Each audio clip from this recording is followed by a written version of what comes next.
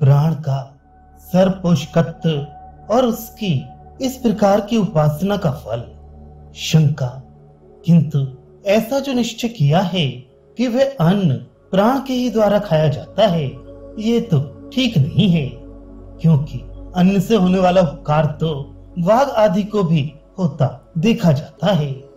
समाधान, ये कोई दोष नहीं है, क्योंकि वह उपकार प्राण के ही द्वारा होता है। अन्न के कारण होने वाला वाग आदि का उपकार प्राण के द्वारा होने वाला कैसा है, इसी बात को दिखाने के लिए श्रुति कहती है। वे देवगण बोले, ये जो अन्न है वह सब तो इतना ही है, उसे तुमने अपने लिए आगान कर लिया है, अतः पीछे से हमें भी इस अन्न में भागी बनाओ। प्राण ने कहा, वे तुम लोग सब ओर से मुझ में प्रवेश कर जाओ।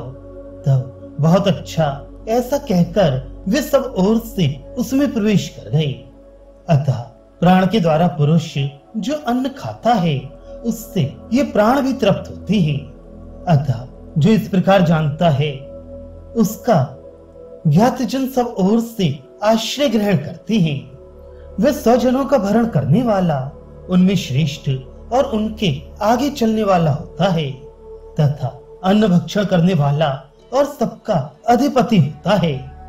ज्ञातियों में जो भी इस प्रकार जानने वाले के प्रति प्रतिकूल होना चाहता है, वह अपने आश्रितों का पोषण करने में समर्थ नहीं होता, और जो भी इसके अनुकूल रहता है, जो भी इसके अनुसार रहकर अपने आश्रितों का भरण करना चाहता है, वह निश्चय ही अपने आश्रितों के भरण में समर्थ होता है। उन वाघादि देवताओं ने जो अपने विषय का द्योतन अर्थात प्रकाशन करने के कारण देवता हैं, मुख्य प्राण से कहा, ये अन्न तो इतना ही है, इससे अधिक नहीं है। यह वह सब इतना ही है, वह क्या? लोक में प्राण की स्थिति करने वाला जो भी अन्न भक्षण किया जाता है, उस सब का तो तुमने अपने लिए आगान कर लिया, अर्थात आगान के द्वारा उसे अपने अधीन कर लिया। हम भी अन्न के बिना रहने में समर्थ नहीं है, अतः अब पीछे से अपने लिए आगान किए हुए अपने इस अन्न में से हमें भी भाग प्राप्त कराओ, अर्थात हमें भी अन्न का भागी बनाओ। तब उनसे इतर मुख्य प्राण ने कहा, वे तुम यदि अन्न प्राप्ति के इच्छुक हो तो सब ओर से अभिमुख भाव से मुझ में प्रवेश कर जाओ। प्राण के इस प्रकार कहने पर वे बहुत अच्छा ऐसा कहकर उस प्राण में निश्चय ही उसे सब ओर से घेर कर प्रविष्ट हो गए। इस प्रकार प्राण की आज्ञा से प्रविष्ट हुए उन सबकी जो प्राण के द्वारा खाया जाता है, वह प्राण की स्थिति करने वाला अन्न ही तृप्ति करने वाला होता है। वाग आदि का स्वतंत्रता से अन्न के साथ संबंध नहीं होता, अतः वह अन्न प्राण के ही द्वारा खाया जाता है, ऐसा निश्चय करना उचित ही है। वही बात श्रुति भी कहती है।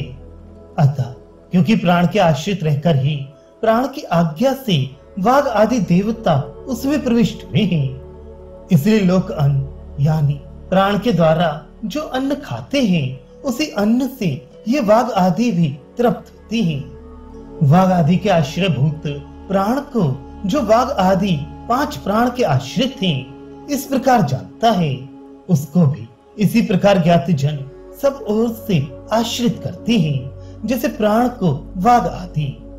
तात्पर्य यह है कि वे अपने ज्ञातियों का आश्रय होने योग्य हो जाता है, तथा वाग आदि के भर्ता प्राण के समान वह भी अपने आश्रित ज्ञात जनों का अपने अन्न द्वारा भरण करने वाला होता है, तथा वह उनमें श्रेष्ठ और उनके आगे जाने वाला होता है, जैसे वाग आदि के आगे प्राण। इसी तरह वे अन्नाद अर्थात अनाम्यावे अर्थात निरामय व्याधि शून्य और अधिपति वाग आदि के अधिपति प्राण के समान ही ज्ञाति जनों का अधिष्ठाता होकर पालन करने वाला अर्थात स्वतंत्र स्वामी होता है। जो प्राण को इस प्रकार जानता है, उसे उपर्युक्त फल मिलता है।